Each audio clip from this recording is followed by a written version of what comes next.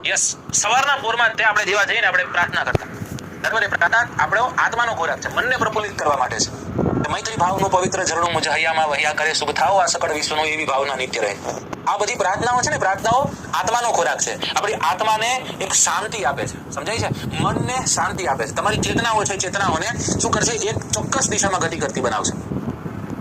એટલે એ ગીતો કદાચ વાગે ને તો આપણને મજા આવે કે નહીં આ ઝુકાવી મેં તો જોજે ડૂબી જાય ના, ઝાંખો ઝાંખો દીવો મારો જોજે રે બુજાય ના, અસત્યો માહેથી પ્રભુ પરમ સત્ય તું લઈ જા, ઊંડા અંધારેથી પ્રભુ પરમ તેજે તું લઈ જા, તું હીણો હું છું તો તુજ દરસ ના દાન દઈ જા.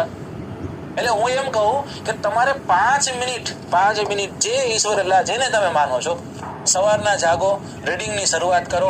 5 મિનિટ કોને આપો? 5 મિનિટ છે ને પ્રાર્થનાને આપો.